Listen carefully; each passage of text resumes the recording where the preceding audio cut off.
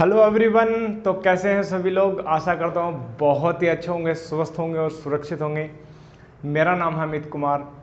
Again I welcome you on Amity physics 2.0 YouTube channel. तो भाई कैसे हैं सभी लोग, मुझे बता देंगे एक बार आपका स्वास्थ्य कैसा है, आपकी स्टडी कैसी चल रही है, आपका जीवन कैसा चल रहा है, मुझे जल्दी से बता देंगे और फिर हम आगे बढ़ेंगे आज के इस लेक्चर में। ठीक है, पुनः आपका स्वागत है। तो जैसा कि हम प्रीवियस लेक्चर में आपको बता रहे थे, historical development of quantum physics. ठीक है, क्वांटम फिजिक्स नाम से ही लोगों के गूज़बम्स आने लगते हैं कि क्वांटम फिजिक्स चल रहा भाई। तो चलिए स्टार्ट करते हैं। हिस्टोरिकल डेवलपमेंट क्या होता है। तो हिस्टोरिकल डेवलपमेंट में हमने क्या बताया, सबसे पहले बातें चल रही थी यस किनके बीच में, सबसे पहले बातें चल रही थी न्यूटन साहब के बीच में और हमारे पास जो क्रिस्टियन हाइगन जो थे उनके बीच में कि वेव पार्टिकल। लेकिन फाइनल कंक्लूजन क्या निकला था, हमने आपको बताया था कि 17वीं सेंचुरी में, 17वीं शताब्दी और 18वीं शताब्दी में न्यूटन साहब का वर्चस्व रहा और न्यूटन साहब ने जो बोला कि लाइट जो है behaves as a particle, corpuscles theory दी थी उन्होंने और मान लिया गया। बाद में अपने पास 19वीं सेंचुरी में आए थे हाइगन साहब और हाइगन साहब की बातें मानने लग गए सभी लोग। बोले ठीक है जी, हाइगन साहब ने स्पष्ट कर दिया। यंग्स ऐसे ही नहीं स्पष्ट किया था, उनका एक एक्सपेरिमेंट आया था, Young's double slit experiment. Yes, Young's double slit experiment के माध्यम से हाइगन की जो बातें हुई वो स्पष्ट हो गई कि yes light behaves as a wave. उसी के समकालीन मैक्सवेल ने भी अपनी एक इलेक्ट्रोमैग्नेटिक वेव थ्योरी दे दी थी। उन्होंने इलेक्ट्रोस्टैटिक्स और मैग्नेटोस्टैटिक्स को दोनों को मर्ज किया, चार इक्वेशंस दी। उन इक्वेशंस के माध्यम से उन्होंने एनालिसिस किया कि यस जो है हमारे पास जो लाइट जो वो एक इलेक्ट्रोमैग्नेटिक वेव की तरह आती है। क्यों? क्योंकि उन्होंने इलेक्ट्रोमैग्नेटिक वेव की जब इक्वेशन सोल्व कर रहे थे तो वेव की जो स्पीड है वो 3 × 10⁸ मीटर पर सेकंड आई और जो हमारे पास फोकल्ट जो डिवाइस था उसके माध्यम से जो स्पीड आई लाइट की वो आई थी 3 × 10⁸ मीटर पर सेकंड। तो इससे ये पता चला कि यस लाइट जो है वो बिहेव करती है एज ए इलेक्ट्रोमैग्नेटिक, यानी लाइट जो है वो एक इलेक्ट्रोमैग्नेटिक वेव है। बिहेव तो क्या करेगी, वेव ही है, इलेक्ट्रोमैग्नेटिक वेव है। इसी के समकालीन जो है फ्रेस्नेल एंड फ्राउनहोफर डिफ्रैक्शन आया था, उन्होंने एक्सप्लेन किया। ठीक है, ऑप्टिक्स डेवलप हो गई थी। तो अच्छा चला 19वीं सेंचुरी में ये रहा कि लाइट जो है एक वेव है। ठीक है, सभी जगह फैल गई बातें कि भाई फैला दो बातें कि लाइट जो है वेव है। ठीक है, तो सभी जगह बुक्स में, सभी जगह विचारों में, लेखों में, ठीक है, साइंटिस्ट के जो जर्नल्स हैं, जो विज्ञान का जो जर्नल पब्लिश होता था उनमें सब में पता लग गया कि लाइट को वेव ट्रीट कर लिया गया। सभी अच्छा था, चल रहा था। लेकिन और उसी के बाद में उन्होंने बोला कि लाइट जो है विजिबल लाइट की बातें आई, VIBGOYOR, विबग्योर। ठीक है, इलेक्ट्रोमैग्नेटिक वेव्स का एक स्पेक्ट्रम दे दिया उन्होंने और लाइट की जो वेवलेंथ उन्होंने मेजर की। जब उन्होंने मेजर की तो 4000 एंगस्ट्रॉम से लेकर के अपने पास जो बना, जो बैंड बना वो 7500 एंगस्ट्रॉम के बीच में, इसको बोला कि ये जो है वो विजिबल लाइट है भाई। बोला हाँ ठीक है जी विजिबल लाइट है, मान लिया। और इस वेवलेंथ रीजन से जो लोअर वेवलेंथ थी उन वेव्स को उन्होंने बोला कि ये जो है वो अपने पास अल्ट्रावायलेट रेज रहेंगी। इनसे ज़्यादा वेवलेंथ वाली जो इलेक्ट्रोमैग्नेटिक वेव हैं उनको उन्होंने बोला इंफ्रारेड रहेंगी। ठीक है, और इस सारे स्पेक्ट्रम को जो इलेक्ट्रोमैग्नेटिक वेव्स है इन सभी को एक जनरल नाम दिया गया रेडिएशन। ठीक है, हम खुश हो गए थे, सभी खुश थे कि यस फाइनली हमें पता लग गया कि लाइट एक क्या है, वेव है भाई। चारों ओर लाइट है, वेव है, चलो वेव आ रही है, सब जगह फैल रही है। ठीक है, उनकी जो फ्रिंजेज बनती हैं वो सारा एक्सपेरिमेंट हमने देखा था यंग्स डबल स्लिट एक्सपेरिमेंट में। तो पता लगा ठीक है लाइट को वेव ट्रीट कर लिया गया। लेकिन बातें क्या हुई प्यारे दोस्तों, लोग जो है ना, साइंटिस्ट लोग, वो चैन से नहीं बैठते, वो कुछ ना कुछ करते रहते हैं। तो 19वीं सेंचुरी की बात है, 19वीं सेंचुरी के एंड में यानी 1888 में, ठीक है, 1888 में प्यारे दोस्तों एक भाई साहब आते हैं जिनका नाम है हमारे पास जो नाम है हॉलवॉच, ठीक है, हॉलवॉच।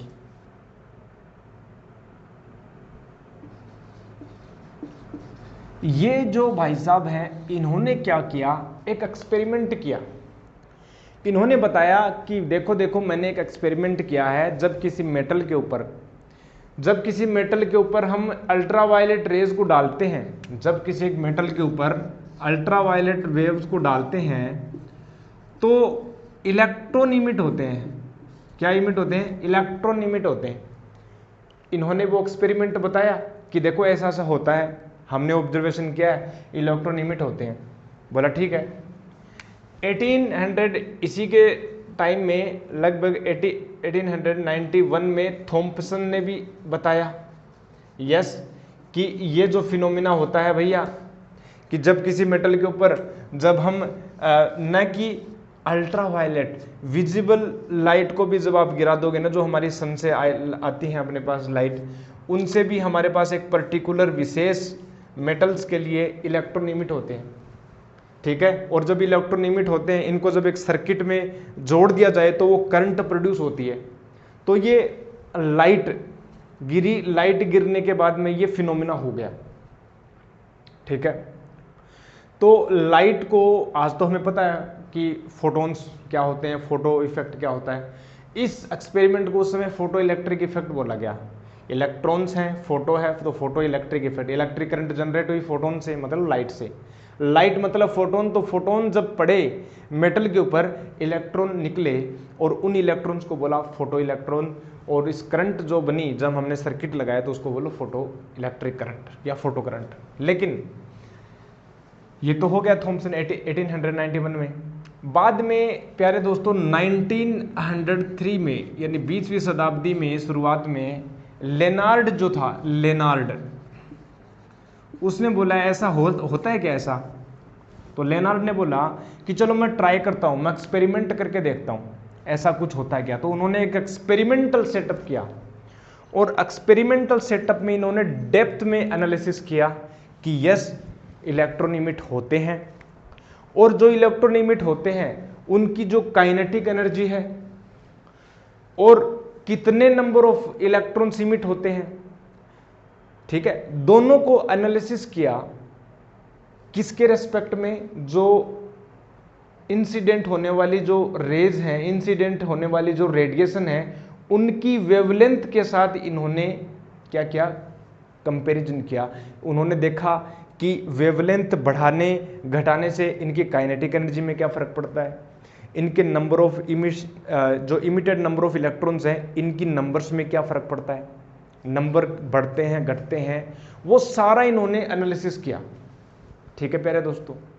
इन्होंने एनालिसिस किया और इन्होंने एक उस एक्सपेरिमेंट को नाम दिया फोटो इलेक्ट्रिक इफेक्ट, और एक नई, मतलब मैं बोलूं कि एक समस्या ओपन कर दी। क्यों ये समस्या क्यों हुई? क्योंकि इस एक्सपेरिमेंट में जो जो हमें बातें मिली, उन बातों को लाइट को जब एज ए वेव ट्रीट कर उसको एक्सप्लेन किया जाए तो वो एक्सपेरिमेंट हम एक्सप्लेन नहीं कर पाते। तो वो जो समस्या जो दब गई थी, समस्या उसको सोल्व हो गई थी, समस्या दब गई थी, वो वापस से वो रीओपन हो गई, ठीक है। वापस से वो मुद्दा छिड़ गया कि भैया अगर लाइट वेव होती तो ये एक्सप्लेन हो जाता, ये एक्सपेरिमेंट है। इसका मतलब लाइट वेव नहीं है, फिर क्या है? तो वो हम बताएंगे। लेकिन ऐसा क्या था इस एक्सपेरिमेंट में, इनके जो कंक्लूजन थे, या मैं इस एक्सपेरिमेंट के जो ऑब्जर्वेशन हमने ऐसा क्या देख लिया कि वो लाइट जो है वो वेव मान करके उसको एक्सप्लेन नहीं किया जा सके, वो ऐसा क्या था वो अभी हम बताते हैं। पहले हम उस एक्सपेरिमेंट को बताएंगे, लेनार्ड ने ऐसा क्या किया और उसने क्या कंक्लूजन निकाला, ठीक है। तो हम एक्सपेरिमेंट बता दें क्या आपको? यस, ठीक है। थोड़ा सा हम जल्दी से हिंट देकर आपको बताते हैं, और उनके जो क्या क्या ऑब्जर्वेशन उन्होंने किए, ठीक है, वो भी हम बताएंगे। और उन ऑब्जर्वेशंस को एक्सप्लेन करने के लिए वेव थ्योरी क्यों फेल हो गई वो भी हम बताएंगे, और उसका सॉल्यूशन किसने किया वो भी हम बताएंगे, ठीक है। तो प्यारे दोस्तों, यस, लेनार्ड ने एक्सपेरिमेंट किया और कंक्लूजन डाला। तो उस एक्सपेरिमेंट को फोटो इलेक्ट्रिक इफेक्ट बोलते हैं। Let me first of all fill the ink. Okay, I have to pause first of all.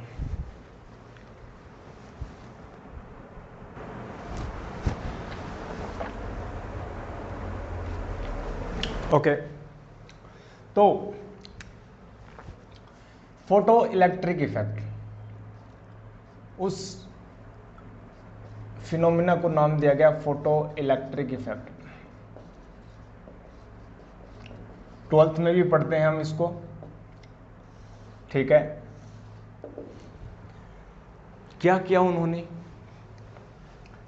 Quick से हम बता देते हैं जल्दी से। उन्होंने ये किया कि एक वैक्यूम ट्यूब ली इन्होंने, और उस वैक्यूम ट्यूब में इन्होंने ये किया कि एक प्लेट ली, ठीक है, मेटल की प्लेट ली, सीजियम धातु, ठीक है, अनदर और भी एक दो धातु हैं जो सुग्राही हैं, ठीक है, जो फोटो सेंसिटिव हैं मेटल से, उनको लिया। और इसके जस्ट अपोजिट में इन्होंने एक कलेक्टर को डाला, ठीक है। कलेक्टर प्लेट ये इमिटर प्लेट है, और इन्होंने ये जो है इसको एक सर्किट में डाल दिया, एक कंप्लीट पाथ उन्होंने कर दिया। ये जो एमीटर उन्होंने डाल दिया, एमीटर, ठीक है, और ये हमारे पास इन्होंने डाल दिया ये positive negative, positive negative, okay, ठीक है। ये इन्होंने बोला इमीटर है, ये इन्होंने बोला कलेक्टर प्लेट है, और यहां पर जो है वेव्स को डाला। चलो अलग कलर यूज कर ले लेते हैं, रेड ले लेते हैं। इन्होंने जो है यस लाइट को इन्होंने डाला यहां पर, ठीक है, यस लाइट रेडिएशन, और इन्होंने ये देखा कि इलेक्ट्रॉन जो है वो यहां से चलने लग गए इस तरह, और करंट जो है इस तरह, जब इलेक्ट्रॉन ऐसे जाएंगे तो करंट इस प्रकार से फ्लो होने लग गई, ठीक है। तो इसको ये सेटअप इन्होंने किया, लेनार्ड ने एक्सपेरिमेंट किया, ये हो गया। अब जैसे ही, अब देखो इसके कुछ ऑब्जर्वेशन जो क्या ऑब्जर्वेशन थे वो देखते हैं। पहली बात, इन्होंने बोला कि यस लाइट रे को जब गिराते हैं उस इमिटर वाली प्लेट के ऊपर, जो फोटो सेंसिटिव प्लेट है, जैसे ही लाइट गिरी तो इलेक्ट्रॉन निकलने लग गए और इलेक्ट्रॉन फ्लो होने लगे, उसको बोला फोटो करंट। पहला ऑब्जर्वेशन इन्होंने ये देखा कि जब लाइट रे को जब गिराया हमने, ठीक है, पहली बात तो इनको फोटो इलेक्ट्रॉन्स बोला, जो करंट है उसको फोटो करंट बोल दिया, ये फोटो इलेक्ट्रॉन हो गए, ठीक है, और ये इमिटर कलेक्टर हो गया, ये लाइट रे डाली, आप अल्ट्रावायलेट भी ले सकते हैं, ठीक है, और ये इस प्रकार से इन्होंने ये वेरिंग, ये वोल्टेज हमने लगाई, वो हम बताएंगे इसका क्या यूज है, ठीक है। तो पहला उन्होंने ऑब्जर्वेशन क्या देखा प्यारे दोस्तों, फर्स्ट, अब ऑब्जर्वेशन पर आ रहे हैं। फर्स्ट ऑब्जर्वेशन उन्होंने देखा कि जैसे ही लाइट रेज को इस इमिटर के ऊपर गिराते हैं, तुरंत बिना किसी टाइम लेग के ये इलेक्ट्रॉन तुरंत इमिट हो गए, तुरंत निकलने लगे इमिटर से, समझ रहे हो? तुरंत मतलब इतना टाइम कि नैनो सेकंड के टाइम पीरियड में ये तुरंत निकल गई, बहुत ही जल्दी, इंस्टेंटेनियसली। चाहे ये जो सोर्स है, लाइट सोर्स, कितना भी वीक ले लो आप, इंपॉर्टेंट बात है, ध्यान देना, इस पर्टिकुलर वेवलेंथ का है ये कोई पर्टिकुलर खास वेवलेंथ की लाइट हमने गिराई है, ठीक है, किसी पर्टिकुलर वेवलेंथ यानी लेमडा नॉट की हमने गिराई है, या लेमडा की हमने गिराई है, और जैसे गिरते ही इलेक्ट्रॉन इमिट हो गए, चाहे सोर्स कितना भी क्या हो, वीक हो, ये सोर्स उसकी इंटेंसिटी चाहे कितने वीक हो, ठीक है। तो पहला ऑब्जर्वेशन ये हुआ, there is no time lag, ठीक है। तो लिख लें पहला ऑब्जर्वेशन, उन्होंने देखा कि there is no time lag, there is no time lag, between emission of electron, between emission of electrons and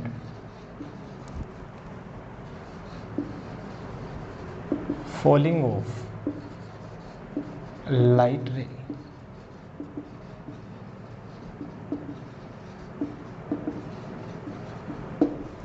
कोई टाइम लेग नहीं था, नो टाइम लेग। मतलब नो टाइम लेग का मतलब समझ रहे हो, मतलब टाइम जो था ना वो 10⁻⁻⁹ सेकंड का था। क्या मैं ऐसे बोल सकता हूं कोई टाइम लेग नहीं था? ठीक है, 1 सेकंड भी नहीं है भैया, ये तो 0.0008 बार अपने पास कर दो और 1 है तो 0 सेकंड, मतलब तुरंत हो गया। पहला ऑब्जर्वेशन। सेकंड ऑब्जर्वेशन उन्होंने ये देखा कि ये जो लाइट हम गिरा रहे हैं इसकी पर्टिकुलर वेवलेंथ हमने गिराई। ये जो इलेक्ट्रॉन का जो इमिशन हो रहा है, ठीक है ना, किसी एक खास वेवलेंथ के ऊपर ही होता है। मतलब ये कहना चाह रहा हूं, यदि आप रेडिएशंस को लो और उनके एक खास वेवलेंथ के नीचे वाली वेवलेंथ को यदि यूज करोगे इलेक्ट्रॉन को इमिट करने के लिए, तो ही ये इलेक्ट्रॉन जो वो इमिट होंगे। और एक पर्टिकुलर मैं बोल सकता हूं कि कट ऑफ वेवलेंथ हमको मिली। Cut off wavelength, there was a cut off wavelength lambda not below this wavelength lambda naught. If you use the radiations below this wavelength, then there will be phenomenon of photoelectric effect. But above the wavelengths of cutoff wavelength lambda naught, there will be no any kind of photoelectric effect. मतलब lambda note wavelength के नीचे वाली जितनी भी wavelengths हैं उनके लिए तो फोटो इलेक्ट्रिक इफेक्ट का फिनोमेना हो रहा था, और इसके ऊपर वाली वेवलेंथ के लिए फिनोमेना नहीं होता, चाहे आप कितना भी स्ट्रोंग क्यों ना आप सोर्स ले लो। ठीक है, समझ रहे हो? ओके, जैसे इस वेवलेंथ को उन्होंने बोला कट ऑफ वेवलेंथ, उसको हमने क्या बोला? Cut off wavelength. मतलब there was a cut off wavelength lambda not, we can not see the photoelectric effect above this wavelength radiations, यानी lambda naught, there was a cut off wavelength। तो photoelectric phenomena तभी होता था जब हम वो radiations use लें जिनकी वेवलेंथ किसी कट ऑफ वेवलेंथ से नीचे है। ठीक है, तभी होता था। जैसे मैं एक एग्जांपल लेके बता देता हूं। मान लो कि एक एग्जांपल ले रहे हैं कि 4000 एंगस्ट्रॉम एक कट ऑफ वेवलेंथ है।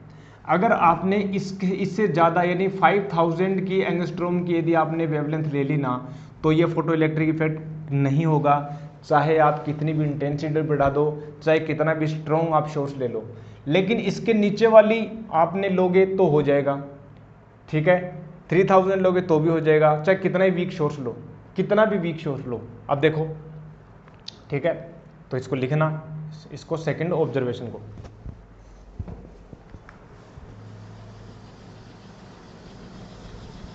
देखो लिख सकते हैं,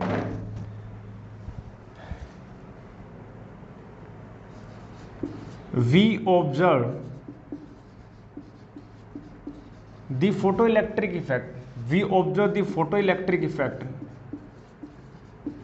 we observe the photoelectric effect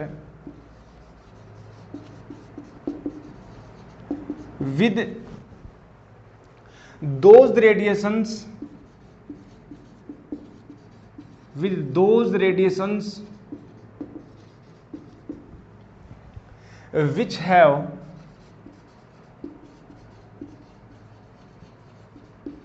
their wavelengths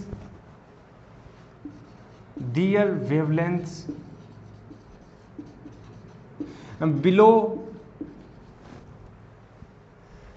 to a certain value, to a certain wavelength, to a certain value of wavelength, to a certain value of wavelength.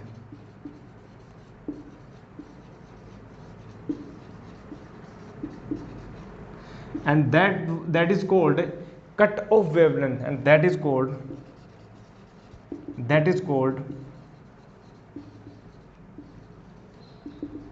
Cut off wavelength. ठीक है, that is called cut off wavelength. और wavelength के corresponding क्या था? Frequency. So the frequency that is corresponding to cut off wavelength was called threshold frequency. Threshold frequency, देहली आवर्ती, और इसको बोलते हैं देहली तरंग दैर्ध्य. ठीक है, is called cut off wavelength. And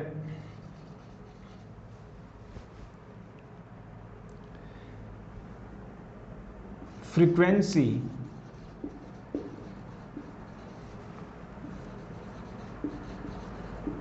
corresponds to it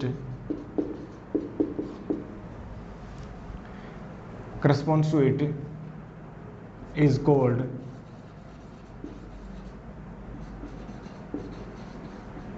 threshold frequency. Threshold frequency यानी इसको हमने बोला न्यू नोट, और इसको हमने बोला लेमडा नोट, यानी कोल्ड कट ऑफ वेवलेंथ यानी लेमडा नोट. यानी ये जो फिनोमिना है ना, ये केवल lambda less than lambda note के लिए हो रहा था, या इसको मैं बोलूं कि new greater than new note के लिए हो रहा था, तभी ये हो रहा था, अदरवाइज ये फिनोमिना नहीं हुआ. ठीक है, ये दूसरा ऑब्जर्वेशन हमने देखा.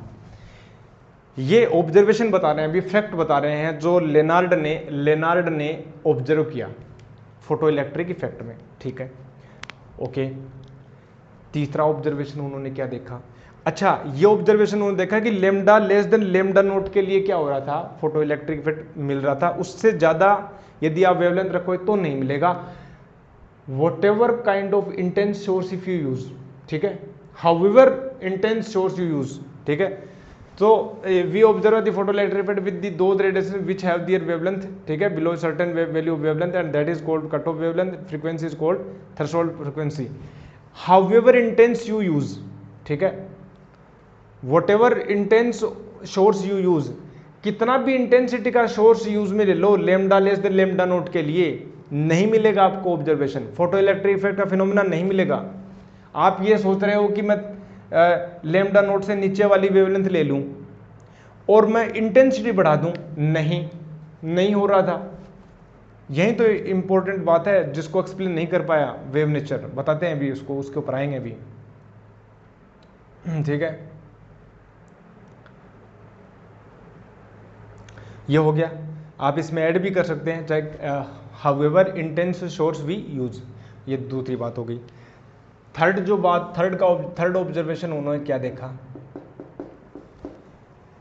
जो इलेक्ट्रॉन निकलता था ना, जो इलेक्ट्रॉन निकल रहा है, उसकी जो काइनेटिक एनर्जी है ना, उसकी जो काइनेटिक एनर्जी यानी मैक्सिमम काइनेटिक एनर्जी है, वो मैक्सिमम काइनेटिक एनर्जी डिपेंड करती है इंसिडेंट होने वाली लाइट की वेवलेंथ के ऊपर. वाह जी वाह, इंटेंसिटी पर डिपेंड नहीं करती, मतलब उसकी वेवलेंथ पर डिपेंड करती है मैक्सिमम काइनेटिक एनर्जी, इसकी मैक्सिमम काइनेटिक एनर्जी. अब मैक्सिमम काइनेटिक एनर्जी क्या होती है भाई? इस मेटल की यदि मैं बात करूं, ठीक है, पहले इसको हम लिख लेते हैं फिर हम बताते हैं. अब maximum kinetic energy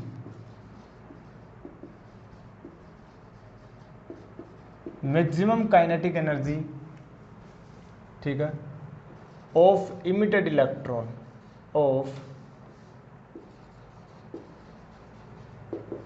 of emitted electrons,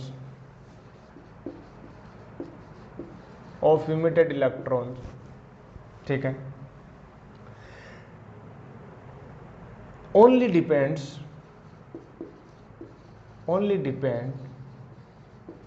on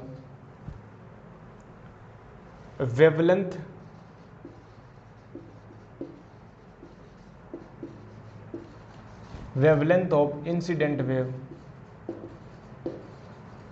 wavelength of incident wave, wavelength of incident wave, not on intensity, not on intensity, not on intensity, वाह जी वाह, not on intensity of source, what, not on intensity of source या light source, ठीक है। अच्छा, maximum kinetic energy क्या है, देखो metal थी, उस मेटल के ऊपर हमने लाइट गिरा दी light, okay.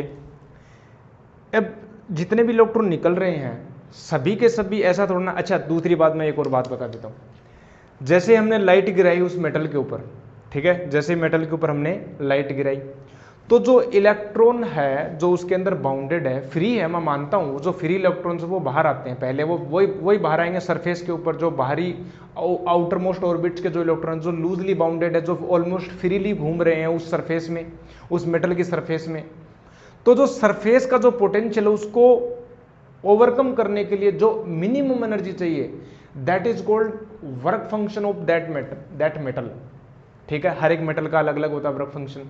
So the minimum energy required to come out of the surface of the metal is called work function of that metal, जिसको रिप्रेजेंट करते हैं फाइन नोट से, वर्क फंक्शन। तो उतनी तो एनर्जी चाहिए ही चाहिए। मान लो कि वो इलेक्ट्रॉन था वो बाहर आ गया, तो बाहर से एनर्जी हमने डाली किस, लाइट से एनर्जी आई, वो इलेक्ट्रॉन थोड़ी एनर्जी किस में खर्च कर ली, उसके वर्क फंक्शन में। अब जो बची एनर्जी है वो उससे भागेगा। अब सारे इलेक्ट्रॉन के पास सेम काइनेटिक एनर्जी नहीं होगी, कुछ इलेक्ट्रॉन्स हैं दूसरे इलेक्ट्रॉन से टकराएंगे।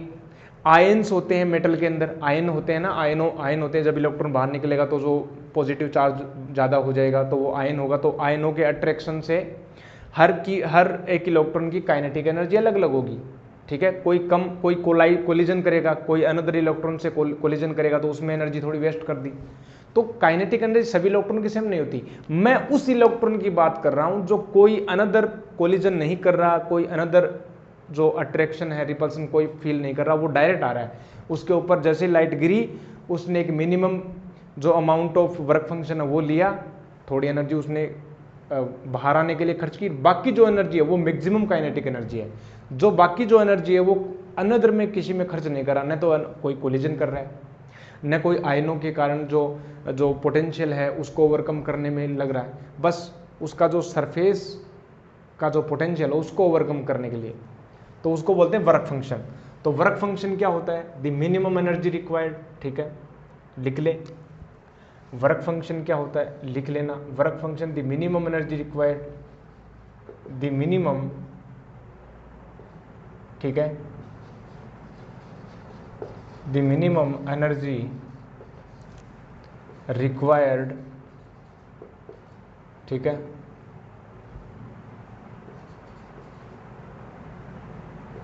to an electron to come out from the surface of, ठीक है, from the surface of metal is called work function of that metal, is called work function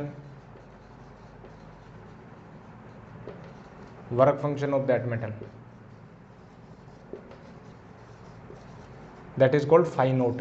इसको fine naught से या किसी बुक में W से भी रिप्रेजेंट करते हैं, ठीक है। तो ये जो वर्क फंक्शन है उसको हमने बता दिया। अब ये बातें हुई, ठीक है, ये तो चलो ठीक है। अब जो मैक्सिमम काइनेटिक एनर्जी है, वो जो काइनेटिक एनर्जी है, जो बची हुई जो काइनेटिक एनर्जी है, थोड़ी बहुत तो एनर्जी उसने सरफेस से बाहर निकलने में खर्च कर दी। जो बची हुई जो मैक्सिमम काइनेटिक एनर्जी है, ठीक है, बिना किसी अनदर रिएक्शंस में या कोलिजन में खर्च किए जो बची हुई एनर्जी है, वो एनर्जी जो है डिपेंड करती है only wavelength of incident of wave की, not on intensity of light source. अब इनको एक्सप्लेन क्यों नहीं कर पाया, वेव नेचर क्यों नहीं कर पाया, भाई ऐसा क्या हो गया, वो हम बताने वाले हैं। बहुत ही इंपॉर्टेंट है, ध्यान से देखना, एक एक फैक्ट्स को हम अच्छे से समझेंगे। ये वाला देखते हैं, there is no time lag between emission of electrons and falling on of the light radiation. क्यों भाई? देखो ऐसा हो रहा था कि जो मेटल थी उस मेटल के ऊपर हमने लाइट रेडिएशंस को गिराया, गिराते ही इलेक्ट्रॉन्स निकल गए। और दूसरी बात, वो जो रेडिएशन गिरा रहे हो ना वो lambda less than lambda note होनी चाहिए, ठीक है, याद रख लोगे। Lambda less than lambda note है तभी इलेक्ट्रॉन इमिट होगा, अदरवाइज इमिट नहीं होगा। तो ये इसको एक्सप्लेन करने जा रहे हैं, लेकिन हम ये मान रहे हैं कि lambda less than lambda note है, उसको हमने गिराया, गिराते ही वो इंस्टेंटेनियसली बाहर निकल गया। अब वेव थ्योरी क्या कहती है लाइट की? लाइट की वेव थ्योरी ये कहती है कि भैया उस मेटल पर जब आप लाइट वेव को यानी रेज को या वेव्स को गिराओगे तो तरंग जो है उस सरफेस के ऊपर फैलेगी अपनी एनर्जी, तरंग जो है उस सरफेस के ऊपर अपनी एनर्जी फैलाएगी और धीरे धीरे धीरे वो इलेक्ट्रॉन उस एनर्जी को ऑब्जॉर्ब करेगा, धीरे धीरे ऐसे आएगा कि भाई एनर्जी को खा रहा है, धीरे धीरे वो एनर्जी को खाएगा और थोड़ा तो टाइम लेगा। एक्सपेरिमेंटल ऑब्जर्वेशन में ये पाया गया कि उसको 1 मिनट का टाइम लगना चाहिए, कम से कम 1 मिनट, 2 मिनट, 3 मिनट लगना चाहिए। और ये वेव थ्योरी कहती है, अकॉर्डिंग टू वेव थ्योरी यही तो कहती है कि भाई एनर्जी है डायरेक्टली प्रोपोर्शनल एम्पलीट्यूड का square, I directly proportional amplitude का स्क्वायर। वो याद करो हमने इंटरफेरेंस की बात की थी यंग्स डबल स्लिट एक्सपेरिमेंट में, तो एम्पलीट्यूड के प्रोपोर्शनल होती है स्क्वायर के। तो वो एनर्जी जब गिरेगी तो टाइम लेगी अब्जॉर्ब होने में धीरे धीरे, ठीक है। और यहां पर हमें मिल रहा है कि कोई टाइम लेगा ही नहीं, यहां तो इंस्टेंटेनियसली हो गया। ऐसा हो रहा है यहां पर तो कि किसी ने बस थप्पड़ मारा और चल निकल जा, ठीक है, निकल गया, ऐसा थोड़ा ना होता है। वेव थ्योरी ये कहती है कि वेव के पास वेव एनर्जी धीरे धीरे देती है इलेक्ट्रॉन्स को, इंस्टेंटेनियसली नहीं होता। ऐसा थोड़ा ना कि कोई टक्कर हो रही है कि एक पार्टिकल है दूसरे पार्टिकल को टक्कर मार के चला गया, ऐसा नहीं है। तो वेव थ्योरी ये कहती है, वेव का एनालिसिस ये कहता है कि वेव जो है टाइम लेती है एनर्जी को फैलने में, स्रंग और ग्रथ के रूप में, मतलब क्रेस्ट और ट्रफ में, यंग्स डबल स्लिट एक्सपेरिमेंटिंग में, याद करो, ठीक है। तो ये वेव थ्योरी से एक्सप्लेन नहीं हो पाया, ठीक है। ऐसा कैसे हो रहा था हमें तो नहीं पता भाई। दूसरी बात ये क्या कहता है, ये ऑब्जर्वेशन ये कहता है कि जब हम केवल lambda less than lambda note की वेव लें, वो रेडिएशन लें जिनकी वेवलेंथ लेमडा नोट से कम है, तभी ये एक्सपेरिमेंट होगा, अदरवाइज ये एक्सपेरिमेंट नहीं होगा। मतलब ये इलेक्ट्रॉन्स इमिट नहीं होंगे। क्यों भाई? और कितना भी वीक ले लो आप सोर्स है, however weak source you use, ठीक है, however weak source you use,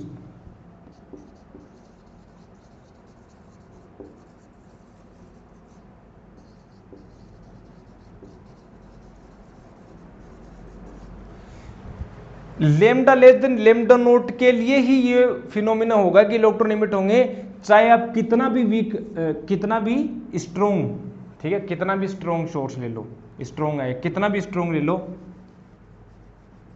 ठीक है, कितना भी स्ट्रोंग।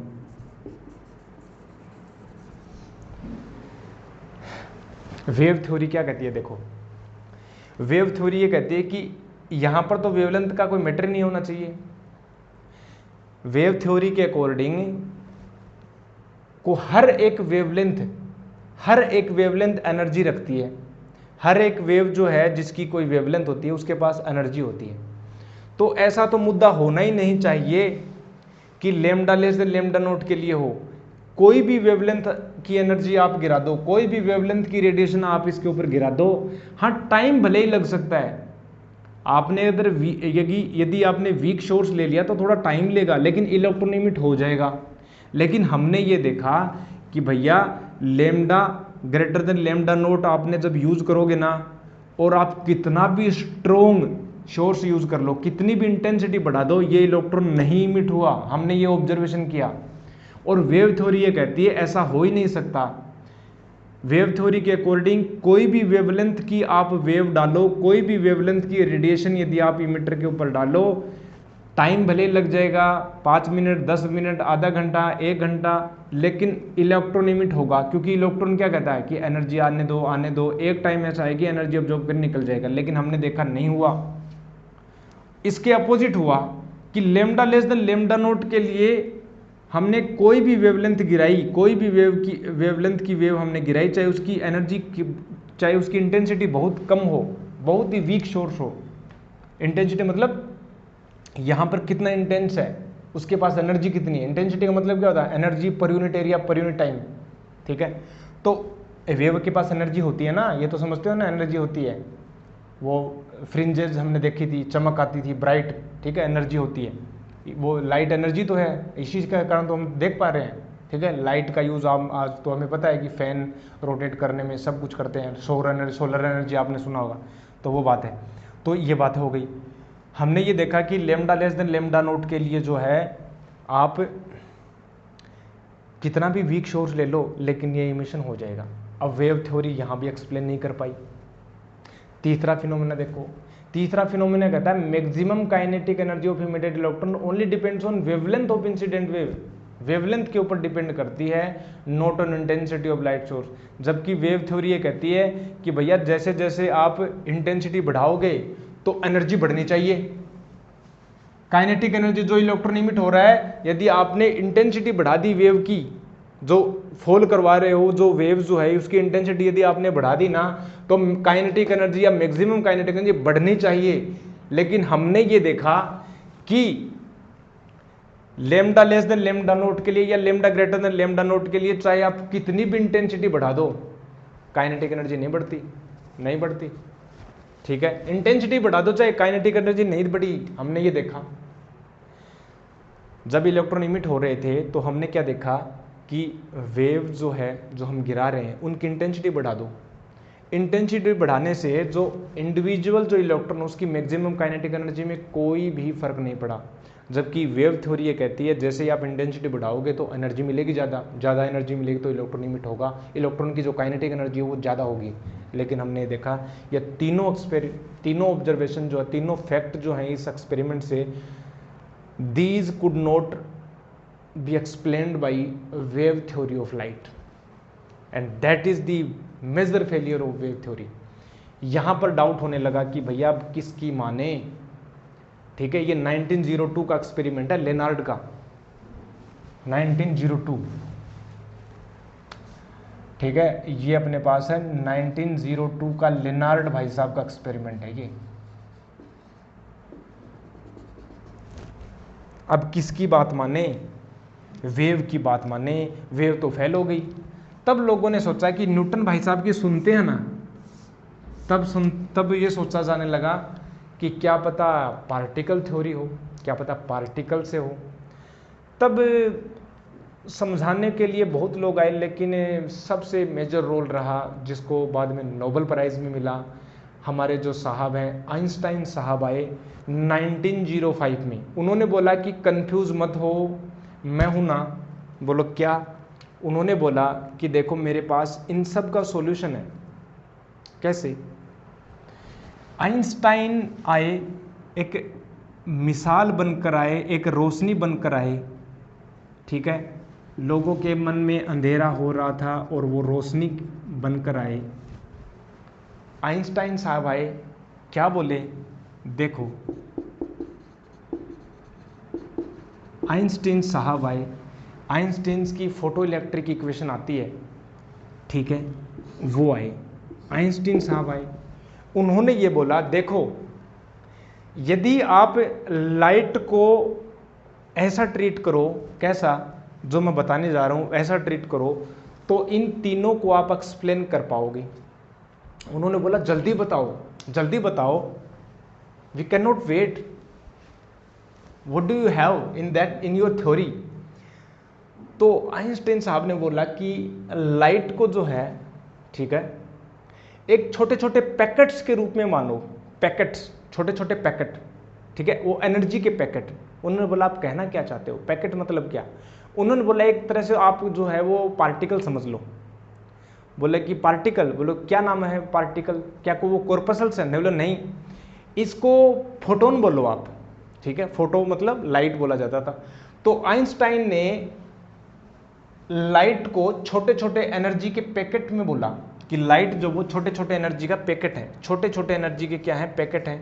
छोटे छोटे एनर्जी के क्या है, पैकेट है। छोटे छोटे एनर्जी के पैकेट है। और इस एक पैकेट की एनर्जी, ठीक है, इसके पास भी एनर्जी, इक्वल एनर्जी होती है, इसके पास भी एनर्जी है, इसके पास भी एनर्जी है, इसके पास भी एनर्जी, हर एक के पास एनर्जी है, ठीक है, और इक्वल अमाउंट की एनर्जी है भैया, ठीक है। और इस पार्टिकल को उन्होंने बोला ये जो है, आज से इसका नामकरण मैं दे रहा हूं फोटोन, ठीक है, फोटोन। अब उन्होंने बोला चलो तो हमें समझाओ इसको क्या होता है।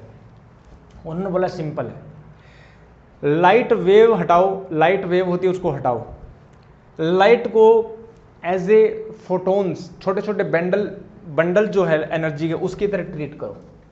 उन्होंने बोला ठीक है कर देते हैं। तो बोला इन वेव्स के जो सिंबल है उसको हटाओ और आप जो है पार्टिकल्स को गिराओ, फोटोन्स को गिराओ। बोले हम गिरा रहे हैं, ओके। तो उन्होंने बोला जैसे ये फोटोन गिरा दिए हमने यहां पर, ठीक है, इनके पास एनर्जी है, हर एक फोटोन के पास एनर्जी है, ठीक है, ठीक है, ओके। ये हमारे पास एनर्जी है, ओके। ये सन है, ठीक है, ये हमारे सन है, यस यस, अरे ये वाला, ठीक है। तो उन्होंने बोला कि जैसे ही ये जो एक फोटोन है इलेक्ट्रॉन के ऊपर गिरेगा तो एक तरह से पार्टिकल की कोलिजन हो रही है। अगर इसके पास सफिशिएंट एनर्जी है, फोटोन के पास, उस फोटोन के पास यदि सफिशिएंट एनर्जी है, हम मान के चल रहे हैं, एक बार उस एनर्जी के ऊपर आएंगे सेकंड टॉपिक में, उसके पास सफिशिएंट एनर्जी है, तो जैसे वो टकराएगा, टकराते ही वो इलेक्ट्रॉन उस एनर्जी के पैकेट को ऑब्जॉर्व कर लेगा और ऑब्जॉर्व करते ही वो निकल जाएगा, ऑब्जॉर्व करते ही उसमें निकल जाएगा। यहां वेव थ्योरी वाला वो लफड़ा नहीं है कि वेव गिरेगी, सरफेस पर फैलेगी, धीरे धीरे वो ऑब्जॉर्प्शन होगा, इंटेंसिटी डायरेक्टली प्रोपोर्शनल एम्पलीट्यूड के स्क्वायर, धीरे धीरे वो एनर्जी जाएगी, वो एक टाइम आएगा, टाइम लेगा। टाइम ले की बात कहां है, इलेक्ट्रॉन है, फोटोन आया, एनर्जी इसके, अगर वो कैपेबल है, ऑब्जॉर्व हुआ, ऑब्जॉर्व होते तुरंत निकल गया, ठीक है। इसमें 10⁻⁹ सेकंड जो हो, नैनो सेकंड का टाइम लेग हो सकता है, बट इंस्टेंटेनियस है, ये तो इंस्टेंटेनियस है, जैसे ही फोटोन आया, टकराया, निकल गया। तो बोले बात तो तुम्हारी सही है, लेकिन हमें यह भी समझाओ कि new greater than new note, मतलब इस फ्रीक्वेंसी कटो दिल्ली थ्रेशोल्ड फ्रीक्वेंसी क्या होती है, ये वेवलेंथ क्या है। फिर उन्होंने ये बोला कि ये जो फोटोन होते हैं ना, इनकी एनर्जी होती है, और हर एक फोटोन की जो एनर्जी है, हर एक फोटोन की एनर्जी है वो ऐसे होती है, h टाइम्स न्यू या hc by lambda, hc by lambda.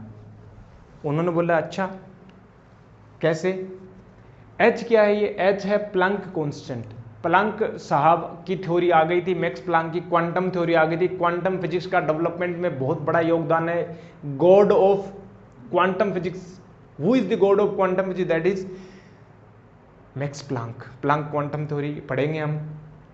तो जब मैक्स प्लैंक ने अपनी क्वांटम थ्योरी दे दी थी, उसी पर बेस करके आइंस्टाइन ने बोला कि ये प्लैंक कांस्टेंट ले लो, ये फ्रीक्वेंसी ले लो, ये फ्रीक्वेंसी किसकी, वेव की, ठीक है, उस वेव की।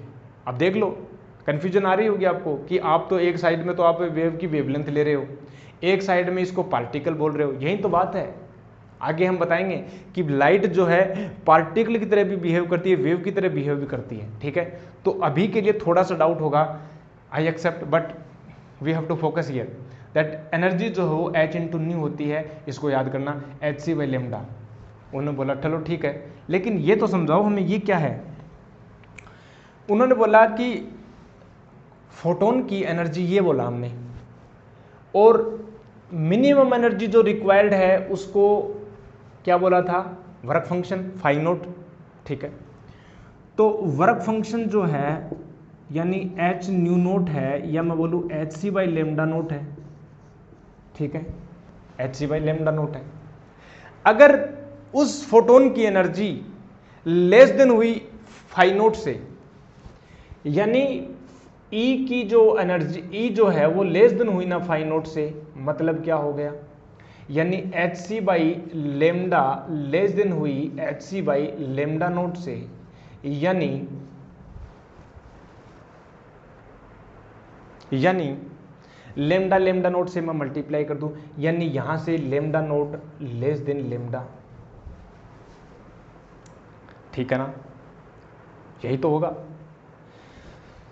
तो हमें पता है जब एनर्जी जो है वे वर्क फंक्शन से यदि कम होती है तो वो इमिशन नहीं होता, और इसके करस्पॉन्डिंग क्या आ रहा है, यदि लेमडा ग्रेटर देन λ0 तो इमिशन नहीं होगा, और यही हमें पता है होना भी नहीं चाहिए।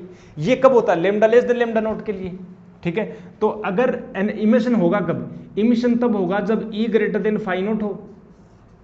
इमिशन कब होगा, जब उस फोटोन की एनर्जी जो है वर्क फंक्शन से ज्यादा हो, ऑब्वियसली। तो क्या मैं ऐसे बोल दूं, क्या hc/λ ग्रेटर देन hc/λ0, तो क्या मैं ऐसे बोल दूं कि यस, कि हमारे पास कि लेमडा लेस देन जब λ0 होना, लेमडा लेस देन जब λ0 हो तो हमें मिल जाएगा, तो हमें मिल जाएगा क्या, फोटो इलेक्ट्रिक इफेक्ट का फिनोमेना।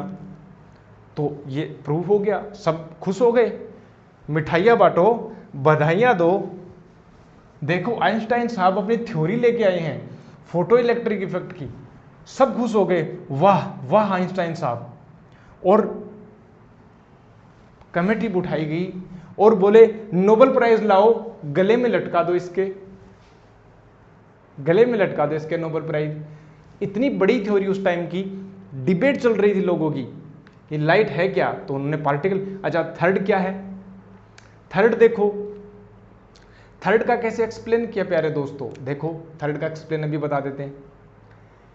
आइंस्टाइन साहब ने बोला कि भैया जैसे ही वो फोटोन गिरा ना, फोटोन इलेक्ट्रॉन के ऊपर गिरा तो इलेक्ट्रॉन बाहर आ गया, तो इलेक्ट्रॉन कितनी एनर्जी खाया इलेक्ट्रॉन ने, फाई नोट तो खाया, प्लस उसके वो बाहर निकलता है जिसकी काइनेटिक एनर्जी जो होती है, जिसको हमने मैक्सिमम काइनेटिक एनर्जी ट्रीट कर रहे हैं। क्या इतनी काइनेटिक एनर्जी जो है, इतनी जो एनर्जी है वो उस फोटोन की होनी चाहिए कि नहीं होनी चाहिए, होनी चाहिए कि नहीं होनी चाहिए। अल्टीमेटली जो वर्क फंक्शन है और काइनेटिक एनर्जी मैक्सिमम वो कहां से आई, एक इलेक्ट्रॉन की बात कर रहा हूं मैं, एक इलेक्ट्रॉन की बात कर रहा हूं, ठीक है। एक इलेक्ट्रॉन केवल एक फोटोन से ही कोलाइड करता है। आप कहोगे कि क्यों, ऐसा क्यों नहीं हो सकता कि एक इलेक्ट्रॉन है वो दो फोटोन से नहीं क्रिया कर सकता। एक्सपेरिमेंट में ये होता नहीं, और इसकी जो प्रोबेबिलिटी है ना कि एक इलेक्ट्रॉन दो फोटोन से करे, इसकी प्रोबेबिलिटी नेग्लिजिबल है। एक्सपेरिमेंट में हमने नहीं पाया ये बातें कि ऐसा हो सकता है क्या, नहीं, एक इलेक्ट्रॉन केवल एक फोटोन से ही एक्ट करता है, अदरवाइज वो फेल हो जाएगा, वो एक्शन क्रिया करता नहीं, ठीक है। Probability zero. तो ये उन्होंने बोला कि जब वो फोटोन की एनर्जी है ई है, वो ई एनर्जी वाला फोटोन जब गिरा तो उसके पास वर्क फंक्शन प्लस उसकी काइनेटिक एनर्जी मैक्सिमम आया।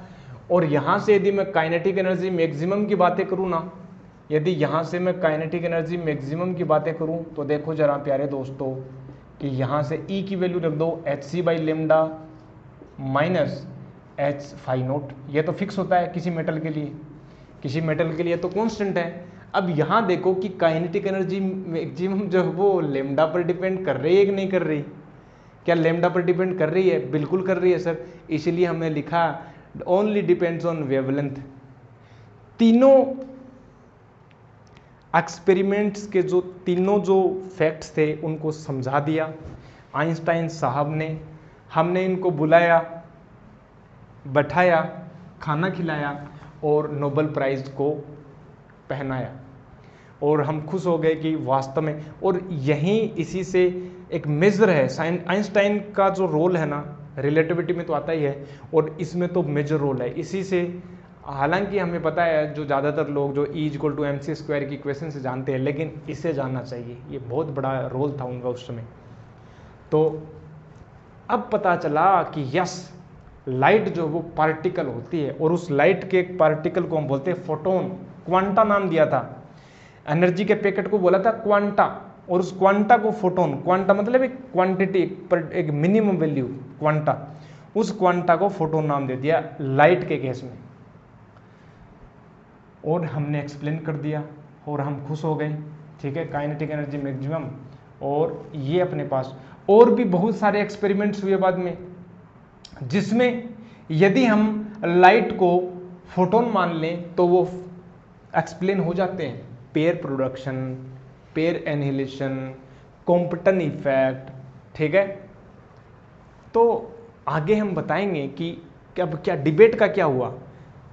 इस तरफ तो हाइगन बोल रहा है वेव है, किसकी माने, हाइगन तो बोल रहा है वेव है।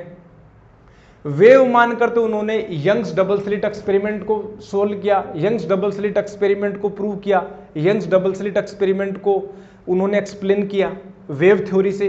इधर आप ये बोल रहे हो कि लाइट वेव नहीं है, क्योंकि यदि हम लाइट को वेव माने तो ये एक्सपेरिमेंट फेल हो जाता है। और यहां आप बोल रहे हो कि लाइट जो है वो पार्टिकल है, उस पार्टिकल को आप फोटोन बोल रहे हो। कहना क्या चाहते हो, कहना क्या चाहते हो, साफ साफ बोलो ना।